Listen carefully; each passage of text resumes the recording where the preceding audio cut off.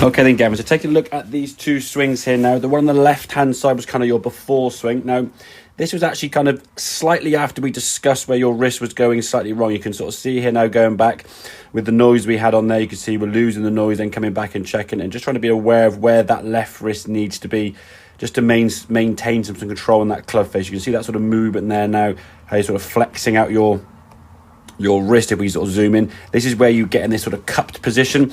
As that wrist starts going into this sort of orientation, the club face now is going to be very, very open. As a result of that, you're probably going to find you're coming over the top. Could cause those steep swings with the driver and the sky shots we had from a while ago, and obviously sort of low smothers and cut shots with the iron shots. So you can see even with the practice here now, trying to get the feel for that move. So you'll see the club face now as it changes position in the sky there. If I just zoom on that club face now, we can see here would be kind of square. If you just turn your wrist now, you can sort of see how the club face now, the toe is kind of falling backwards, and it's actually moving quite a bit there in the air, as you can see, just in terms of that rotation. So you can imagine how much that club face now is opening during your swing. Now, even with the practice of that, and you went through a few of these, and this is sort of the start of when we sort of discussed that wrist, as you go back to the top of the backswing here now, obviously instinct now, as you say, is going to kick in. You get to here now, you're feeling that movement. Then when we come to hit the golf ball, you watch this swing now as we go back up the top of the backswing. We're okay here. And then we lose it. You can see that left wrist now collapsing. See how much more longer that swing now has got. The left wrist now sort of creating that cupping. At this point now, club face is quite open. Weight's looking a little bit on your tiptoes there. The fact your kind of right foot now is kind of almost lifting off the ground. There's all this lifting sensation, which is kind of created by you trying to swing the golf ball, or trying to swing the golf club, should I say, over to the left here. And we'll see that now in the sort of transition as you come back down very, very steep. Trying to shot the golf ball. Not the best strikers we'll see, catching the hosel there, and the ball going off low left with not the best strike that we're looking for. So after about 20-30 minutes, obviously working with the hack motion on your wrist, you can see here now sort of getting the feel for that, getting the music playing, being aware of where that left wrist needs to be.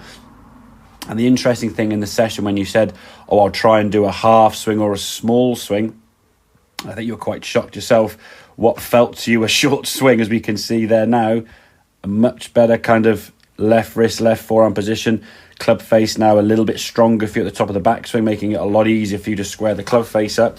And this is about 5-10 shots in there. If you've done some of those short swings, without saying a lot of these things, you see your right foot now not off the ground quite so much. The club path now coming down on a much more shallow angle of attack.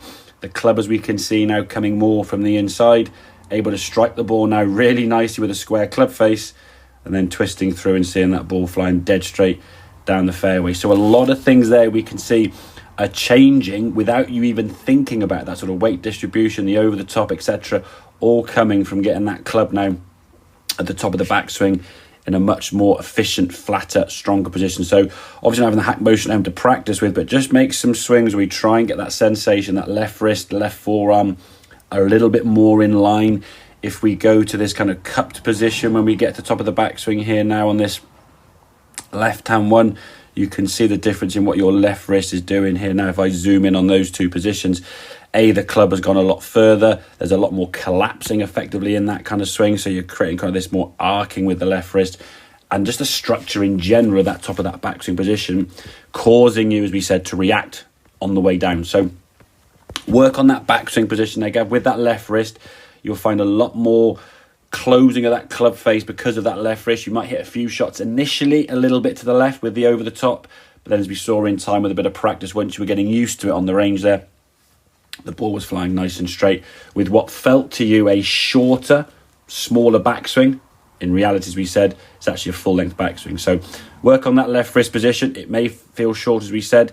Get some work on that position, and then in time we will have a look, maybe some other transitions into impact. But generally speaking, buddy, focus on that one thing, getting that left wrist flatter. I'm sure you'll find the ball flying a lot straighter and a lot further with hopefully a lot less effort. So hope that makes sense, buddy. Any questions, obviously give me a shout, but I'll catch you again soon. Cheers, buddy.